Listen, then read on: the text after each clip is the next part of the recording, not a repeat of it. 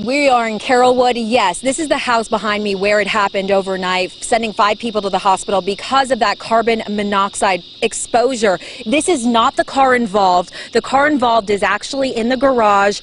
The door is closed, but again, a car was left running in that garage overnight. 3 people were home, sending them to the hospital. 2 people found them, and the carbon monoxide was so strong that it also exposed them. And joining me right now is Rob Heron. He is the Public Information Officer for the Hillsborough County Fire Rescue. Thank you so much for joining us. You're welcome. What can you tell me about the status of those 5 people? So 3 of the 5, the 3 that were the home occupants, are in critical condition at the time of transport.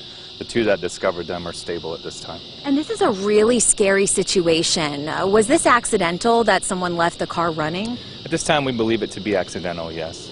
And was that garage door closed? And that's what happened, all the fumes filled up the house? Correct. The garage doors closed overnight, and the fumes did fill up the house. Our hazmat team used their meters, and it was significantly high levels of carbon monoxide. And what happens when you get carbon monoxide poisoning? So carbon monoxide interferes with your body's ability to process oxygen. So your body cannot process oxygen. So this could have been really deadly, and we know that the 3 that live here were sent to the hospital in critical condition. The 2 that found them, how are they doing? I believe they're stable. At the time of transport, they were conscious.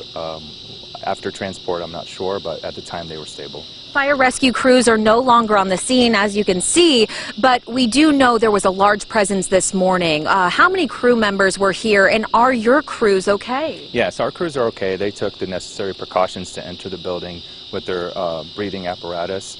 We had approximately 10 to 12 firefighters here.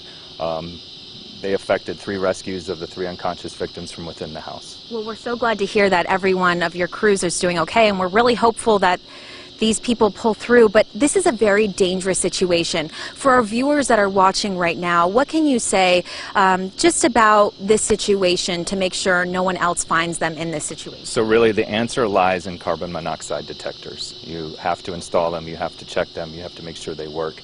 Carbon monoxide is odorless. You're not going to see it, you're not going to smell it. And it's not until it's too late where it's overcome you that you realize you might be exposed. And for these 3 people, I'm sure that once they were exposed, had the poisoning, they weren't able to call for help. No, that interference of oxygen, your brain can't process what's going on, so there would not be a 911 call, typically. Well, thank you so much, Rob, with the Hillsborough County Fire Rescue. We appreciate your time and joining with us. So really, it's so important to make sure you have those carbon monoxide detectors in your home because it is odorless. You can't smell it, so it is very important. We'll stay on this and be sure to keep you updated online at WFLA.com. JB, back to you. WFLA's Brittany Muller at the scene.